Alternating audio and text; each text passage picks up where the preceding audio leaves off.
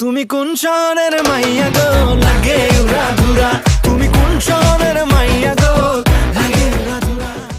ও মাই god, Shakib Khan তো পুরো ফাটিয়ে দিয়েছে ভাই। বাংলাদেশ ফিল্ম ইন্ডাস্ট্রিতে এক অনন্য সৃষ্টি, এটা তো মানতেই হবে। যাই হোক, ফাইনালি শাকিব খানের নতুন সিনেমার প্রথম আইটেম সং রিলিজ করা হয়েছে, যে গানটি শাকিব খান ভক্তদের পুরো মাথা নষ্ট করে দিয়েছে। ভারত থেকে বাংলাদেশ এই গানটি সবাই ভীষণ পছন্দ করেছে। সিনেমা জগতে শাকিব খানের আজ 25 বছর পূর্ণ হলো, আর যার কারণে আজকের দিনেই শাকিব খান এই গানটি দর্শকদের উপহার দিলেন এবং দর্শকও তা পুরো লুফে নিয়েছেন। বন্ধুরা, এই গানটিতে শাকিব খানকে সম্পূর্ণ অন্যরকম লাগছে। তার যা বয়স তার থেকে যেন আরও 10 বছর কমে গিয়েছে। শাকিব খানের এই নতুন হেয়ারস্টাইল আর সঙ্গে হালকা দাড়িতে তাকে খুব সুন্দর মানিয়েছে। ঢালিউড ইন্ডাস্ট্রিতে এই রকম একটি গান এই প্রথম নিয়ে আসলেন শাকিব খান। এই গানের প্রত্যেকটা ভাষা খুব সহজ করে বলা হয়েছে।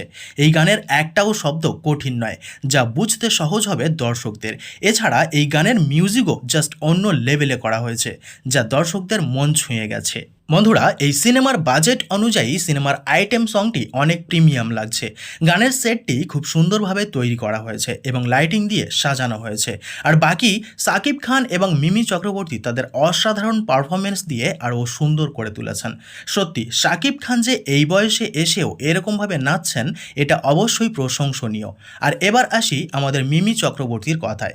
ভাই, মিমি তো এখানে শাকিবের সঙ্গে পুরো মিশে গিয়েছে। ব্লু কালারের একটি শর্ট ড্রেস পরে শাকিবের সঙ্গে ডান্স করছেন, তাকেও অসম্ভব সুন্দর লাগছে। তবে যাই হোক, এর আগে কিন্তু শাকিব খান আর মিমিকে কখনো একসাথে কাজ করতে দেখা যায়নি। এই প্রথম তারা একসাথে জুটি বেঁধেছে। সবকিছু মিলিয়ে গানটি অসম্ভব সুন্দর হয়েছে এবং আশা করছি এই সিনেমাটাও হিট করবে। শাকিব খান আর মিমি চক্রবর্তীর এই গানটি আপনাদের কেমন লেগেছে অবশ্যই কমেন্ট করে জানাবেন। ভিডিওটি ভালো লাগলে অবশ্যই ভিডিওতে একটি লাইক করবেন, আর আমাদের চ্যানেলের ভিডিওগুলি দেখার জন্য অবশ্যই চ্যানেলটি সাবস্ক্রাইব করে রাখবেন। ফিরে আসছি পরের ভিডিওতে।